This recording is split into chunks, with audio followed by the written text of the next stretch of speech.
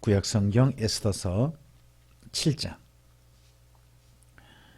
우리 7장은 전체 다 읽으셔도 될 것 같습니다. 먼저 우리 함께 읽겠습니다. 왕이 하만과 함께 또 왕후 에스더의 잔치에 가니라. 왕이 이 둘째 날 잔치에 술을 마실 때에 다시 에스더에게 물어 이르되, 왕후 에스더여, 그대의 소청이 무엇이냐? 곧 허락하겠노라. 그대의 요구가 무엇이냐? 곧 나라의 절반이라 할지라도 시행하겠노라. 왕후 에스더가 대답하여 이르되, 왕이여, 내가 만일 왕의 목전에서 은혜를 입었으며 왕이 좋게 여기시면 내 소청대로 내 생명을 내게 주시고 내 요구대로 내 민족을 내게 해주소서. 나와 내 민족이 팔려서 죽임과 도륙함과 진멸함을 당하게 되었나이다. 만일 우리가 노비로 팔렸더라면 내가 잠잠하였으리이다. 그래도 대적이 왕의 손해를 보충하지 못하였으리이다 하니, 아하수에로 왕이 왕후 에스더에게 말하여 이르되, 감히 이런 일을 심중에 품은 자가 누구며 그가 어디 있느냐 하니, 에스더가 이르되, 대적과 원수는 이 악한 하만이니이다 하니, 하만이 왕과 왕후 앞에서 두려워하거늘 왕이 노하여 일어나서 잔치 자리를 떠나 왕궁 후원으로 들어가니라. 하만이 일어서서 왕후 에스더에게 생명을 구하니 이는 왕이 자기에게 벌을 내리기로 결심한 줄을 알미더라. 왕이 후원으로부터 잔치 자리에 돌아오니 하만이 에스더가 앉은 걸상 위에 엎드렸거늘 왕이 이르되, 저가 궁중 내 앞에서 왕후를 강간까지 하고자 하는가 하니, 이 말이 왕의 입에서 나오매 무리가 하만의 얼굴을 싸더라. 왕을 모신 내시 중에 하르보나가 왕에게 아뢰되, 왕을 위하여 충성된 말로 고발한 모르드게를 달고자 하여 하만이 높이가 50규빗 되는 나무를 준비하였는데 이제 그 나무가 하만의 집에 섰나이다. 왕이 이르되, 하만을 그 나무에 달라 하매 모르드게를 매달려고 한 나무에 하만을 다니 왕의 노가 그치니라. 아멘. 여기 에스더서 7장은요, 그 인터넷 같은 데 살펴보시면 굉장히 많은 그림이 있습니다. 보면 그 에스더가 손가락을 딱 가리키고 있습니다. 저 하만입니다. 그랬을 때 왕이 노한 얼굴로 딱 쳐다보고 있습니다. 또 하만이 놀래가지고 뒤로 손을 딱 하면서, 그런 광경으로 나오는 유명한 그림이 많이 쓰여진 장면이고 대반전이 일어난 바로 그 장면입니다. 이날이 두 번째 잔치였다고 합니다. 제가 지난번에도 말씀드렸습니다만은 제가 강좌할 때라든지 그 전에 잔치가 3번인 줄 알았어요. 알고 보니까 잔치가 2번밖에 아니더라고요. 이 두 번째 잔치 때, 또 잔치라 그러니까 우리는 잔치 그러면 뭐예요? 크게 막 상 배여자하고 막 그런 줄 알았는데 그게 아니라 술 한잔 마시는 잔치.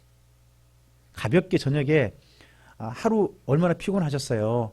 오늘 저녁에 반주 한잔 하시면서 이제 모든 피곤 풀어버리시고 마음을 좀 즐겁게 하시지요 하는 그런 잔치입니다. 그래서 이 잔치의 가장 중요한 내용은 뭐냐 그러면 거기 2절 나오죠. 술을 마실 때. 그러니까 그냥 쉽게 말하면 안주상, 주한상 차린 거죠. 주한상 정도 차려서 그 정도 합니다. 그리고 이 왕의 이야기가 한결같습니다. 뭔 말인지 잔치를 한 것은 이유가 있을 텐데, 구하시오 왕비여, 뻥이 너무 심하죠. 나라 절반이라도 죽였어. 그렇게 합니다. 근데 대페르시아 황제가 그런 거 보면요, 그 왕궁에 다른 여자들이 구하고 하는 거 있지 않습니까? 구했을 때 어떻게 했을 것 같습니까? 왕의 직권으로 막 했을 것 같습니다. 평소 습관인 것 같죠? 그러면 어떻게 생각하십니까?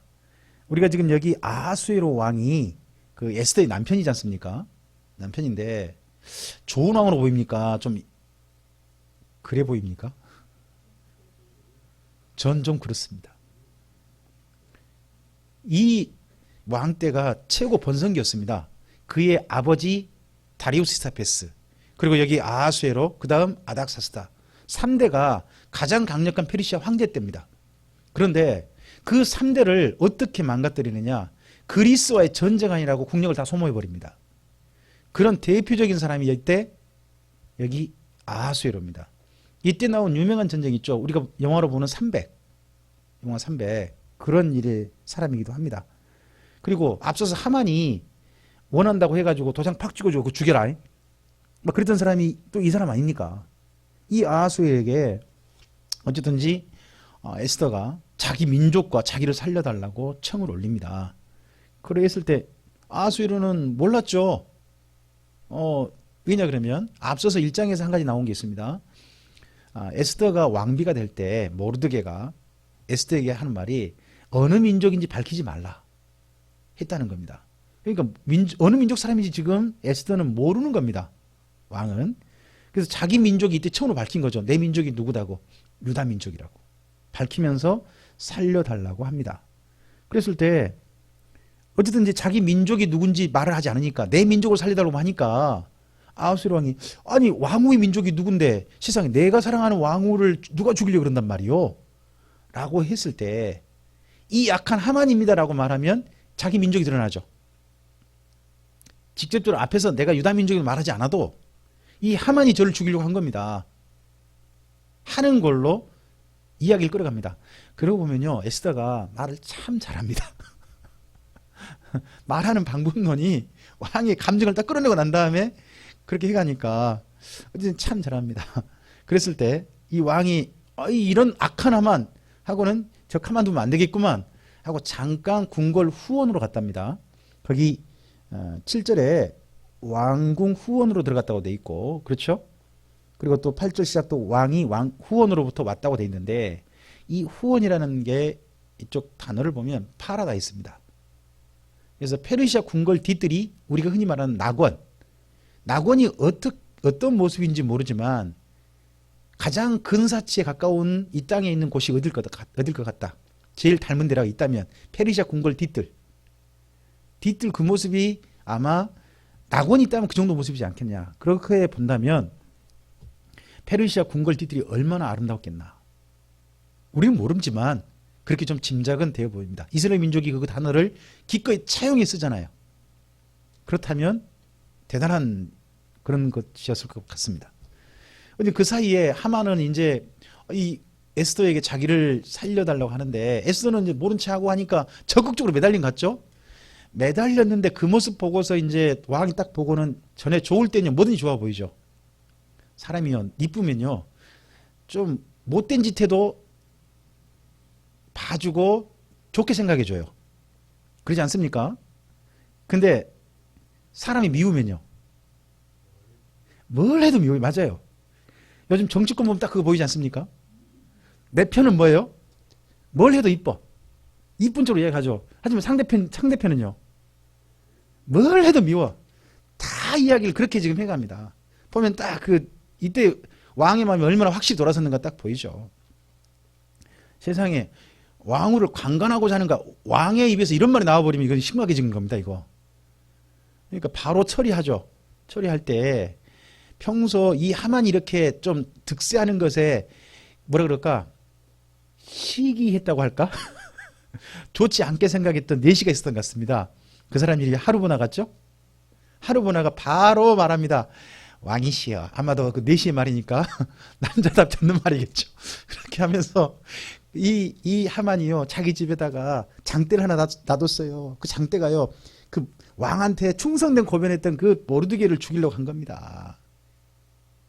그래? 그럼 하만을 달아버려. 이렇다는 거죠. 그래서 순식간에 모르드게를 달려고 했던 그 장대에 하만이 달리고 말았다 하는 내용으로 7장이 끝납니다. 자, 1차는 중요합니다. 하만은 처리가 됐습니다. 근데 뭐가 지금 정리가 안 되냐 그러면 유대인에 대한 조서를 내렸거든요. 앞서서. 그거에 대한 문제는 처리가 안 됐습니다. 그래서 8장에 다시 에스더가 왕에게 목숨을 죽기를 각오하고 다시 구하는 겁니다. 그게 8장 내용입니다. 8장 계속 읽어볼까요?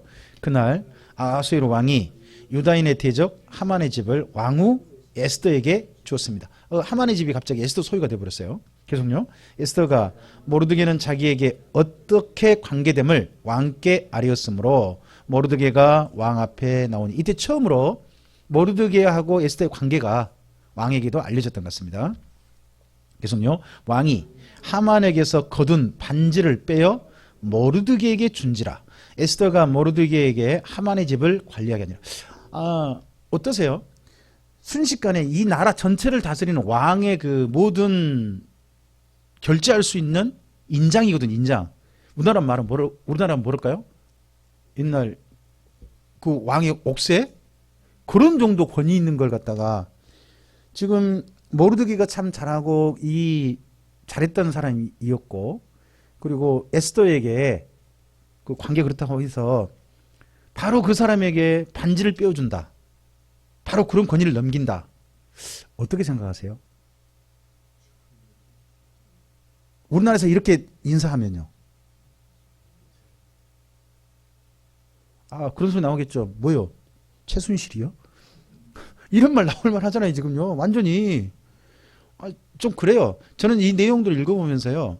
우리는 지금 에스더라는 사람한테 집중해서 보다 보니까 좋은 쪽으로만 보려고 하는데, 제가 봐서는 아하수에로 왕이 지금 대페르시아 제국의 황제잖아요.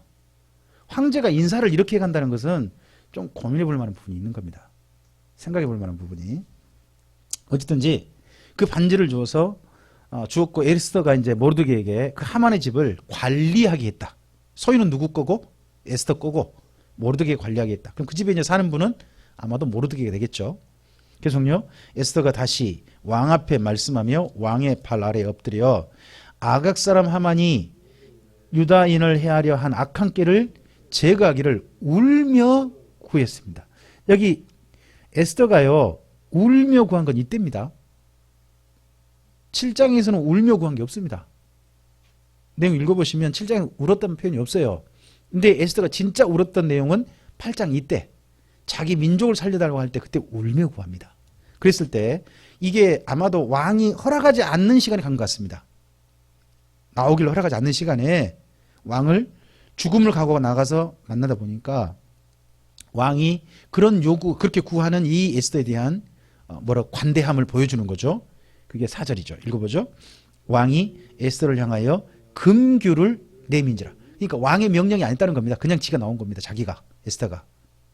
근데 그때 전혀 죽이지 않겠다 하는 뜻으로 금규를 내밀었습니다. 계속요. 에스더가 일어나 왕 앞에 서서 이르되 왕일 만일 즐거워하시며 내가 왕의 목전에 은혜를 입었고 또 왕이 이 일을 좋게 여기시며 나를 좋게 보실진데 뭐를 내려달라? 뭘 내려달라? 거기 줄을 그어놓으셔야 돼요. 앞서서 지금 페르시아 제국 황제 이름으로 조서를 내려서 지금 유대인들을 죽이라고 한 거거든요. 그럼 그걸 무효화시키는 것은 뭐밖에 없어요? 그만큼 권위 있는 거. 그 정도 국가적 권위가 있는 것밖에 없어요. 그게 뭐냐면 조서거든요. 그러니까 조서를 요청하는 겁니다. 계속요. 아각 사람 함무다다의 아들 하만이 왕의 각 지방에 있는 유다인을 진멸하려고 꾀하고 쓴 조서를 처리하는 방법이 조서를 내리는 거죠. 자, 계속요. 내가 어찌 내 민족이 화당함을 참아보며 내 친척의 멸망함을 참아보리까 하니 아하수에로 왕이 왕후 에스더와 유다인 모르드게에게 이르되 하만이 유다인을 살해하려 함으로 나무에 매달렸고 내가 그 집을 에스더에게 주었으니 너희는 왕의 명의로 유다인에게 조서를 뜻대로 쓰고 왕의 반지로 인을 칠지어다. 왕의 이름을 쓰고 왕의 반지로 인친 조서는 누구든지 처리할 수 없음이니라 하니라. 자, 여기 내용을 읽다 보면 사실 좀 일반 유대인이 쓴 문서가 좀 아니다는 게 좀 보여지는 게 있는데 거기에 모르드게나 이런 사람들 뭐라고 하냐 그러면 아하수에로 왕이 7절 같은 게 왕후 에스더와 유다인 모르드게 굳이 이렇게 유다인을 붙이죠. 그럼 이게 어떤 그 국가 문서 인용이라는 게 보입니다. 지금 에스더서는요 단순한 유대인이 그냥 쓰는 내용이 아니에요. 어디 문서를 인용하고 있어요. 나중에 이제 확인해 보면. 그럼 그 문서에 왕 앞에 만난 사람 누구를 이야기할 거 아니에요. 그러면 페르시아 제국의 수많은 127개 이스라엘이라는 어마어마한 작은 나라들이 있거든요. 그럼 민족이 적어도 127개 민족인 거예요. 그러면 왕과 만난 사람이 어느 민족인지 밝히는 내용이 문서에 있는 거죠. 그런 식으로 쓰고 있는 겁니다. 그러다 보니까 한 가지 여기 에스더서에 우리가 미리 좀 제가 말씀드렸습니다만 고려해야 될 게 여호와라고 하는 하나님 이름이 한 번도 등장하지 않습니다. 이유를 그렇게 이해해 보셔야 한다는 겁니다. 여기 에스더서가 유대인이 개인적으로 썼다면 여호와 하나님이 도우셨다 이런 말을 썼을 겁니다.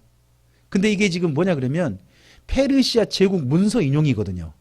그럼 거기에는 어떤 그 나라의 작은 민족의 신의 이름을 굳이 인용 안 하는 겁니다. 왜냐하면 다른 민족도 고려를 해야 되니까. 거기 문서는. 자, 계속 좀 보죠. 9절입니다. 그때에 시완월 곧 3월 23일에 왕의 서기관이 소집되고, 자 보십시오. 1월에 제비를 뽑았습니다. 하만이. 1월에 제비를 뽑았는데 하필 언제가 되냐 그러면 12월이 되어버렸어요.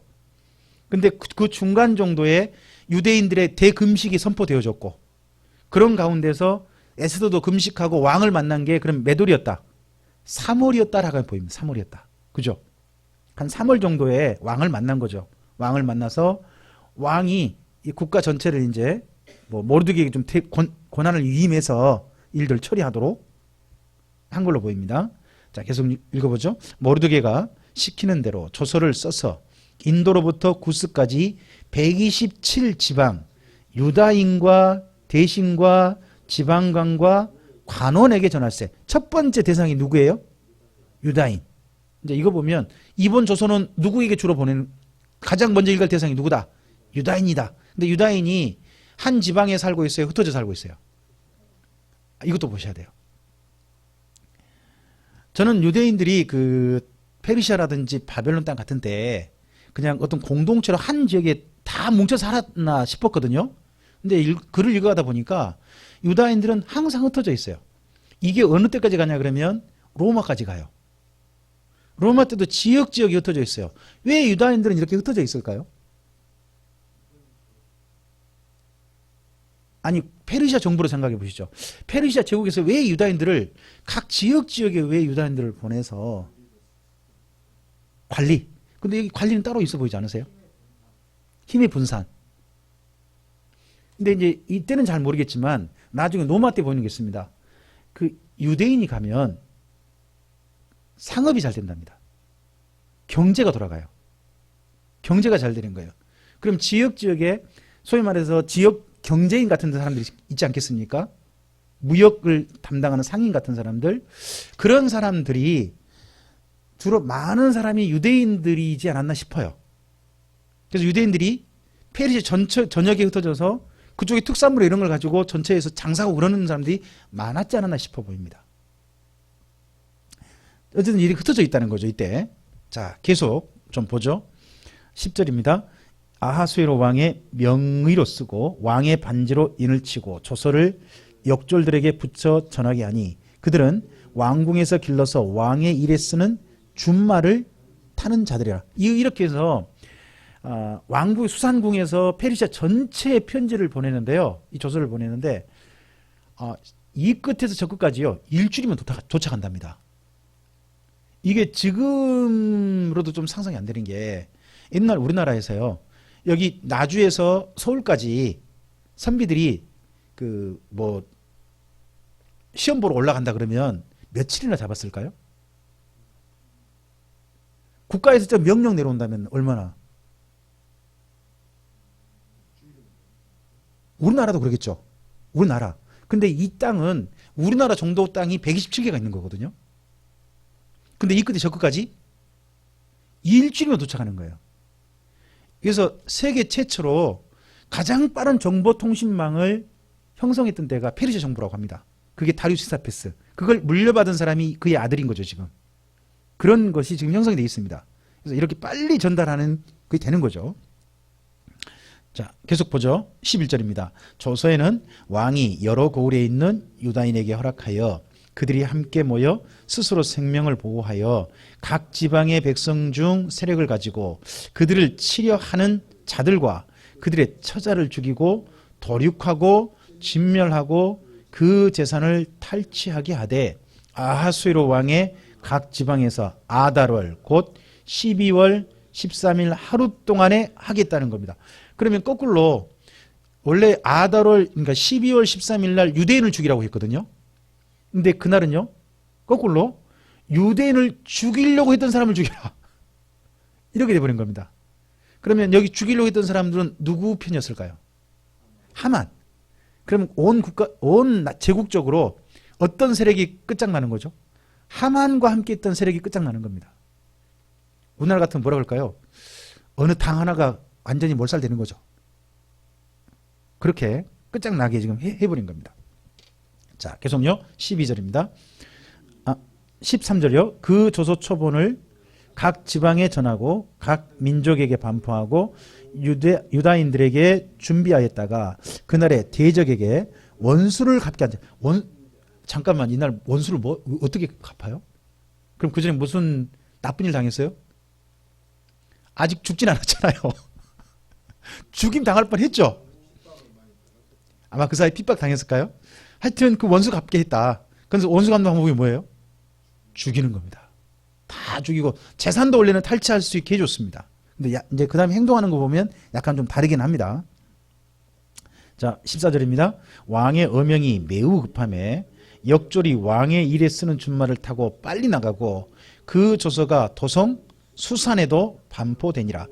모르드게가 푸르고 흰 조복을 입고 큰 금관을 쓰고 자색 가는 배 겉옷을 입고 왕 앞에서 나오니 수상궁이 즐거이 부르며 기뻐하고. 모르드게가 순식간에 올라가 버렸죠.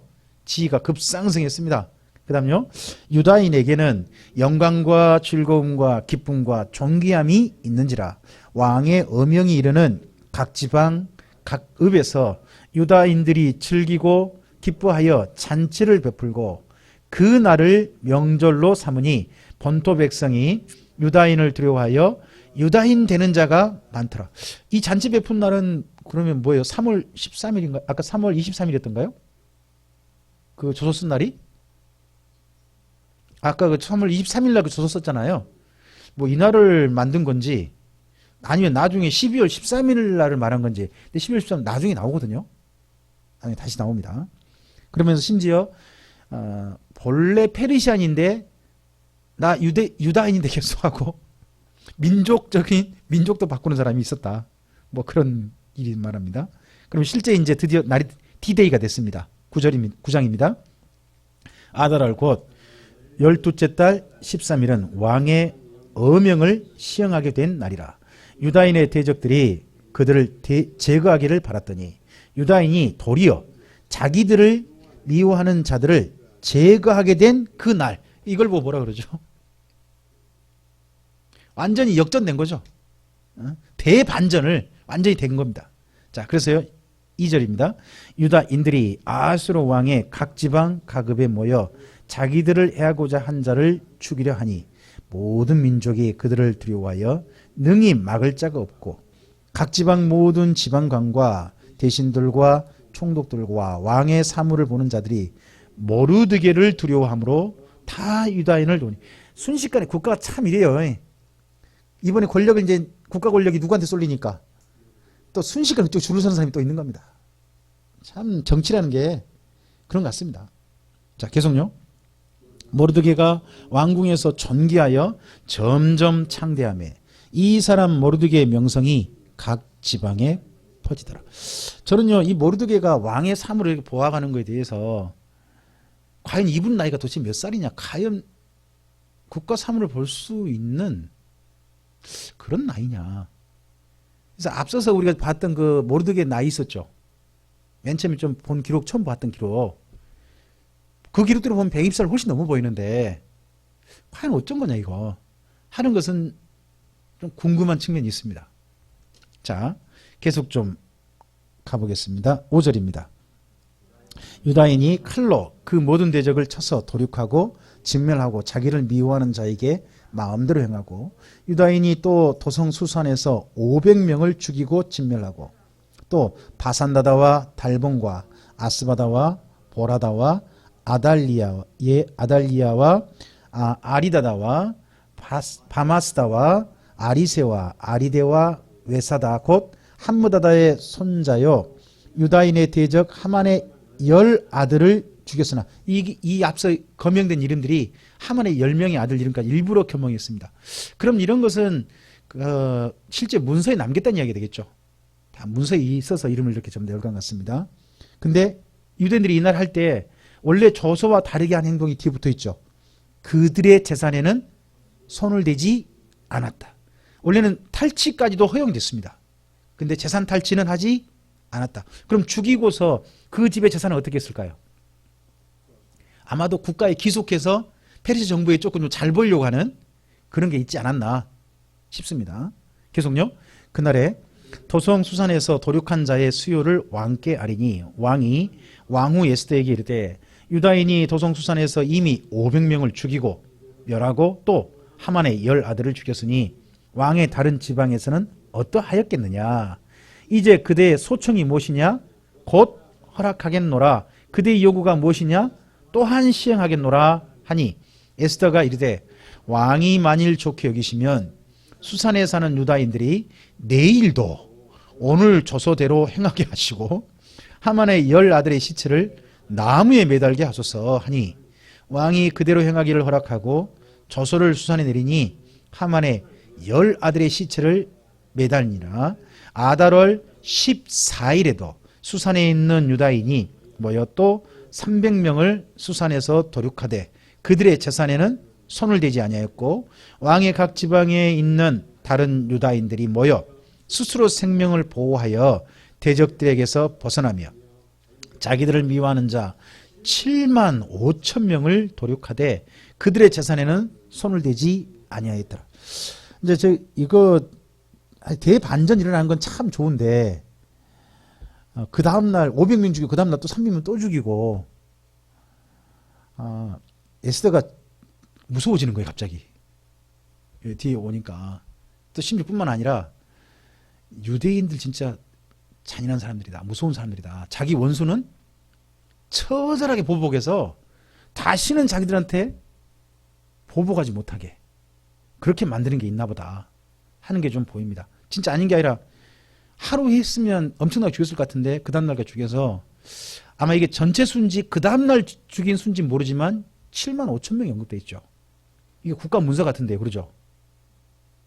어떨까요? 그 숫자가 과장되어 보고됐을까요? 축소되어 보고됐을까요?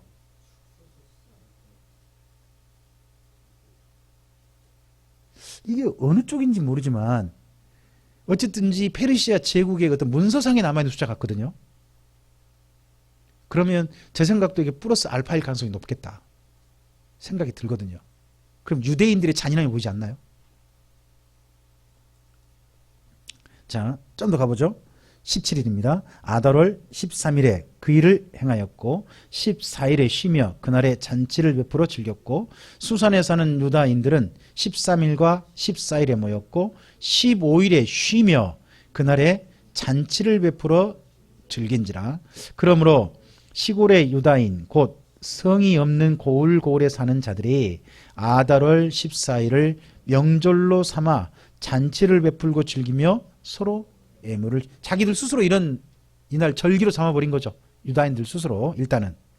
자, 그랬는데 이것을 아예 페르시아 제국의 허용을 받아서 하는 날로 만들어버립니다. 유다인들 개인적인 한 민족의 그냥 절기 같잖아요. 한 민족이 굉장히 좋은 날인데 이걸 페르시아 제국이 인정하는 날로 만드는 게 그 다음 나오죠. 자, 읽어보죠. 모르드게가 이 일을 기록하고 아하스로 왕의 각 지방에 있는 모든 유다인에게 원근을 막론하고 글을 보내어 이르기를 한 규례를 세워 해마다 아달월 14일과 15일을 지키라. 이날에 유다인들이 대적에게서 벗어나서 평안함을 얻어 슬픔이 변하여 기쁨이 되고 애통이 변하여 길한 날이 되었으니 이 두 날을 지켜 잔치를 베풀고 즐기며 서로 애물을 주며 한 가지 더 하라 그럽니다. 뭡니까? 가난한 자를 구제하라. 이제 지금 잔인하게 죽였으니까 정반대로 앞으로 유대인들은 지방에서 지역 민심을 얻는 일을 좀 해라. 그게 뭐예요? 가난한 자? 그때 그런 일을 하는 거죠. 저는 교회 절기 때 이게 방법론이 유대인이 방법론이긴 하지만 생각해 볼 만하다고 생각해요. 우리 교회 절기 때 우리만의 절기가 아니라 교회 절기 때 교회가 그때 가난한 자들에게 손을 내밀 수 있는 거. 이건 굉장히 좋은, 어쨌든지 좀 본받을 만한 모범이지 않나 싶습니다. 자, 23절입니다. 유다인들이 자기들이 이미 시작한 대로 또한 모르드게가 보낸 글대로 계속하여 행하였으니 곧 아각 사람 함무다다의 아들 모든 유다인의 대적 하만이 유다인을 진멸하기를 꾀하고 부르 곧 제비를 뽑아 그들을 죽이려고 멸하였으나 에스더가 왕 앞에 나아감으로 말미암아 왕이 조서를 내려 하만이 유다인을 해하려 한 악한 꾀를 그의 머리에 돌려보내어 하만과 그의 여러 아들을 나무에 달게 하였으므로 무리가 부르의 이름을 따라 이 두 날을 뭐라고? 부림이라 하고 유다인이 이 글의 모든 말과 이 일에 보고 당한 것으로 말미암아 뜻을 정하고 자기들과 자손들과 자기들과 화합한 자들이 해마다 그 기록하고 정해놓은 때 이 두 날을 이어 지켜서 폐하지 아니하기로 작정하고 각 지방 가급 각 집에서 대대로 이 두 날을 기념하여 지키되 이 부리미를 유다인 중에서 폐하지 않게 하고 그들의 후손들이 계속해서 기념하게 하였더라. 그럼 이게 이제 뭐의 기원이죠? 부림절의 기원이죠. 그러니까 이 부림절이라고 하는 절기를 지키게 한 게 모르드게가 편지를 보냈잖아요.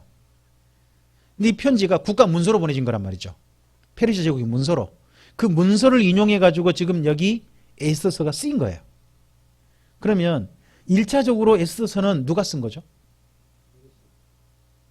페르시아인데 모르드게라는 이야기가 되죠.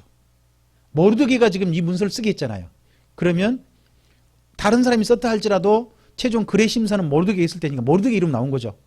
쉽게 말하면 그 왕 대통령의 연설을 우리는 연설문이 쓴 사람이 그 연설문의 주인공으로 생각하지 않죠. 연설한 대통령을 그분을 생각하잖아요. 그런 것처럼 이 글은 1차적으로 에스더서는 페르시아 제국의 문서인데 그 문서 작성자는 누구? 모르드게. 이거 이제 기본적으로 이해를 하고 들어가는 겁니다. 자, 계속요. 29절입니다. 아비하일의 딸 왕후 에스더와 유다인 모르드게가 전권으로 글을 쓰고 부림에 대한 이 둘째 편지를 굳게 지키게 하되 화평하고 진실한 말로 편지를 써서 아하수에로의 나라 127지방에 있는 유다 모든 사람에게 보내어 정한 기간에 이 부리미를 지키게 하였으니 이는 유다인 모르드게와 왕후 에스더가 명령한 바와 유다인이 금식하여 부르짖은 것으로 말미암아 자기와 자기 자손을 위하여 정한 바가 있음이더라. 에스더의 명령이 이 부림에 대한 일을 견고하게 하였고 그 일이 책에, 그러니까 여기 부림일은 첫째 유대인 스스로 그날을 잔치한 거죠. 그렇죠? 첫 번째. 두 번째, 그날을 절기로 삼은 건 누구 때문이에요? 모르드게. 그리고 그날을 끝까지 잘 지키라 라는 명령을 한 사람이 더한 거죠. 그가 에스더. 이런 삼중의 사건이 겹쳐져 있습니다. 여기까지 가면 문서일 겁니다. 그리고 나서 이상의 내용이 어디서 인용되었다는 내용을 이 글을 성경으로 가져온 분이 붙여놓은 내용이 전 10장으로 보입니다. 자, 10장을 우리 한번 읽어보죠. 아하수에로 왕이 그의 본토와 바다 섬들로 하여금 초공을 바치게 했더라. 이 말을 뭐하러 붙여요? 여기 지금 애써서 이 부림절하고 무슨 상관이에요? 좀 상관없는 내용처럼 보이거든요. 그러니까 저는 이게 10장에 있는 1절 있지 않습니까? 이게 페르시아 제국의 어떤 문설 내용이 그 다음 나온 게 있거든요. 메대와 바사 왕들의 일기. 그 일기 내용에 거기부터 인용을 아마 한 거로 보입니다. 거기서부터. 그 다음 2절이요. 왕의 능력 있는 모든 행적과 모르드게를 높여 존귀하게 한 사적이 메대와 바사 왕들의 일기에 기록되지 아니하였느냐. 보통 이게 이제 역사서를 인용할 때 앞서서 인용된 문서를 이런 식으로 기록해요. 그러면 에스더서에 이 모르드게의 편지 있지 않습니까? 편지나 이런 내용도 왕의 일기에 다 기록되었다 하는 걸로 이해해 볼 수 있고 그 내용 일부를 이렇게 가져왔다 하는 걸로 우리가 이해해 볼 수 있을 것 같습니다. 자, 그리고 난 다음에 3절에 이런 또 말까지 들어있습니다. 읽어보죠. 유다인 모르드게가 아하스웨로 왕의 다음이 되고 유다인 중에 크게 존경받고 그의 허다한 형제에게 사랑을 받고 그의 백성의 이익을 도모하며 그의 모든 종족을 안위하였더라. 자, 3절을요. 모르드게 스스로 쓸 수 있어요, 없어요? 이런 말은 누군가가 모르드게가 잘했다고 써준 겁니다. 자, 그러니까 저는 최종적으로 이 에스더서를 갖다가 이 성경 안으로 가져온 분이 있지 않겠습니까? 그분이 마지막에 모르드게라는 이런 사람이었다 하고 마지막 평가를 붙여놓은 것처럼 보인다는 겁니다. 마치 꼭 신명기 맨 끝에 보면 모세의 죽음과 관련해 가지고 모세라는 사람을 평가해 주거든요. 그건 모세가 한 평가 아니거든요. 다른 사람이 한 것처럼 이것도 누군가 이렇게 평가를 해놓은 겁니다. 근데 이 평가에 대해서 성경으로 기록됐다는 것은 이렇게도 이해해 볼 수도 있죠. 하나님도 그 평가하는 걸 허용하셨다. 이렇게 평가하는 걸. 어떨까요? 우리는 이 땅에 주님의 백성들이 하나님의 사람들 우리를 어떤 평가로 남겨놓을까요?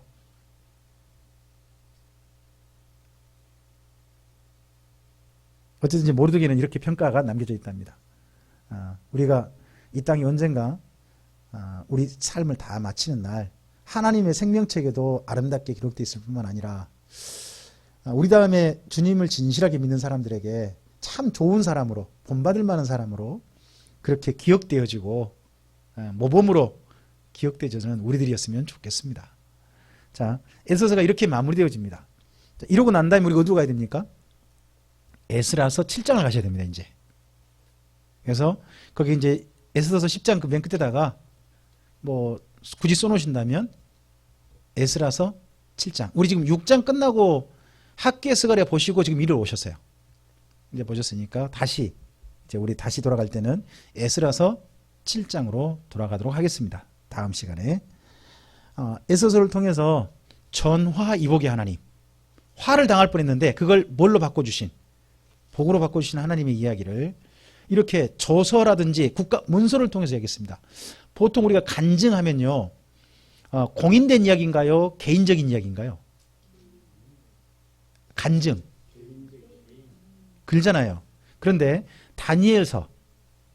다니엘서라든지 에스더서 있잖아요. 경험들 있잖아요. 전부 다가 대부분 다 공인된 이야기들입니다. 저는요, 우리 기독교인들이 어떤 그 누군가 앞에서 간증하는 내용들 있잖아요. 그런 내용들이 누구든지 인정할 만한 공인된 내용이었으면 좋겠어요. 개인적인 경험이 머무는 이야기들 하면 이렇게 표현돼요. 사람들은 자기들만의 리그라고, 누구들만의 이야기잖아. 그런 표현을 하게 돼요. 좀 더 좀 넓은 차원에서 모든 사람이 인정할 만한 그런 아름다운 자리까지 나아가는 그런 일이었으면 좋겠고요. 우리 참빛교회 사역도 모든 사람들이 참빛교회 참 괜찮은 교회다 라고 인정하는, 저 참빛교회 다니는 사람만 보면 그래도 하나님 믿고 싶다, 그런 이야기 들을 수 있는 그런 교회였으면 좋겠습니다. 기도하겠습니다. 주님 감사합니다. 함께 주의 말씀을 대했습니다. 에스더서를 이렇게 살폈는데 그 가운데 여호와라고 하는 하나님의 성호는 한 번도 등장하지 않았지만 하나님 앞에 금식하고 하나님의 도우심을 간절히 구하며 자기 민족의 위기를 위해서 목숨을 걸고 나간 사람들, 그런 사람들의 이야기 속에 담겨 있음을 봅니다. 그리고 유다인의 대적이라기보다는 사실은 하나님의 대적, 그에 대해서 하나님께서 어떻게 처리하셨는지를 또 오늘 말씀을 통해서 보게 하셨습니다. 주님, 수많은 사람들의 허물이 있고 잘못이 있고 사람일 수밖에 없는 연약함도 있지만, 그러나 그 속에서 하나님의 사람을 보호하시는 하나님의 뜻이 성취되어진 역사가 있었음을 기억하고, 우리 시대에도 여전히 그런 하나님의 손길이 우리의 함께 있음을 믿고 하나님을 의지해서 삶의 자리에 나아가는 우리들이 되게 하옵소서. 그래서 그곳에서 우리 또한 이렇게 공인된 모든 사람들이 인정할 만한 아름다운 간증으로 모르는 사람들 앞에 서며 또한 그렇게 인정받으며 또한 하나님께도 영광 돌려드릴 수 있는 우리들이요, 또한 우리가 함께 모여 사역하는 참빛교회이게 하옵소서. 주님께 의지하오며 예수님 이름으로 기도합니다. 아멘.